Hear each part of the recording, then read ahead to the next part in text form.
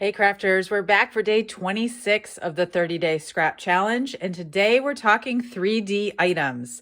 So I'm going to show you 5 different ideas of things that you could do using up your scrap DSP or cardstock.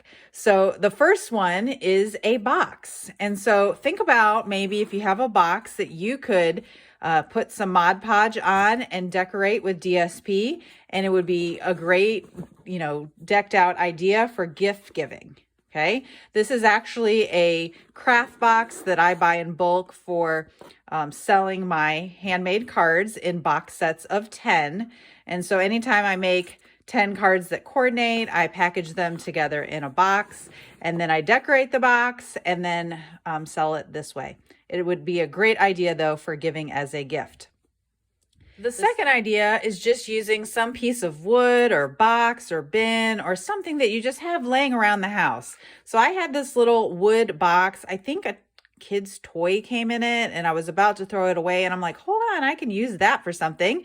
So I got out my Mod Podge and picked some DSP and decorated it. And this, if you've been to my craft room before, you know I have a gumball machine in my craft room, but instead I put jelly beans in them. And so this serves as my little cash box. So when people come over, you can grab a coin and then put it in to get a jelly bean from there. So anyhow, I just thought it was a cute way to use up designer series paper.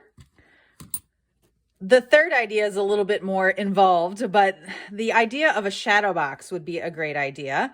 I got this one at IKEA, and I did this project with my Instampers team a couple years ago now.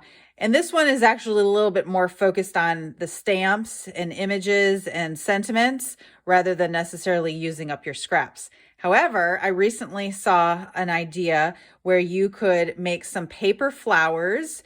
I've never really done the quilling method, but if you rolled up the flowers and then made rows of them sort of in an ombre pattern, it was just a really cool idea for a shadow box. So that would definitely be a good way to use up your paper scraps. The fourth idea I've actually never done before, but I know a lot of people have because I see people selling them like at various craft fairs and whatnot. But if you take a basic composition notebook and you can add DSP and change the complete look of it. So I like this piece that's current during the celebration going on right now because it's got the black in it and it sort of ties in with the border. So I'm going to leave that and I'm going to cut my paper down and see about Mod Podging it on. Now I've never done this before, so if you have a better way of doing this, let me know. But I love notebooks, so I figured I might as well try it. So 6 3/4. Just open my 6 3/4 by 9 3/4.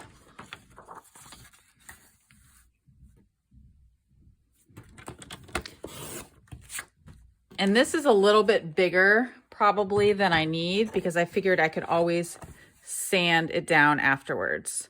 So I'm going to try to apply Mod Podge and see how it turns out. All right, I think it came out pretty good. I would suggest using like a brayer. So after you put the Mod Podge down on the front of the cover and the back of the paper, put the paper down, then I use the brayer to try and get it flat before adding another layer of Mod Podge over top.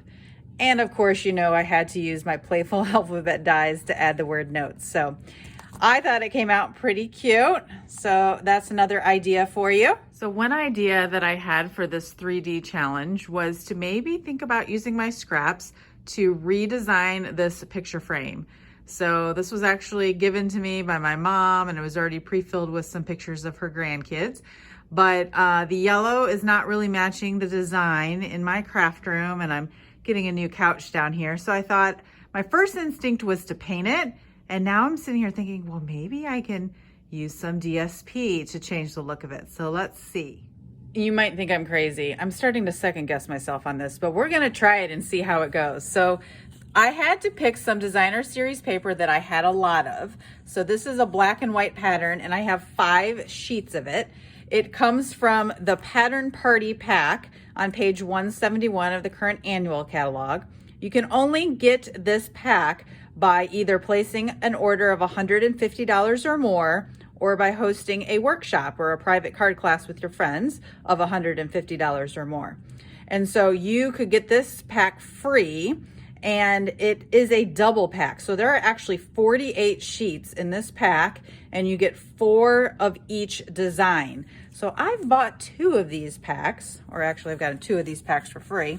And so I must have already used some of them, but I do have 5 full sheets of 12 by 12. So I wanted to make sure that I picked a pattern that I could get more of if I need to, because worst thing, I don't want to start this project with one pattern of DSP and then get to the end and realize I can't get any more. So I'm going to try trimming this down into size and then try and adhere strip by strip using the Mod Podge method to try and see if I can change the look of the sign. Stay tuned. So my next step was to measure and cut my DSP to be able to put over the yellow frame. And I think I like the look of it. It's gonna look sort of black, but with some polka dots.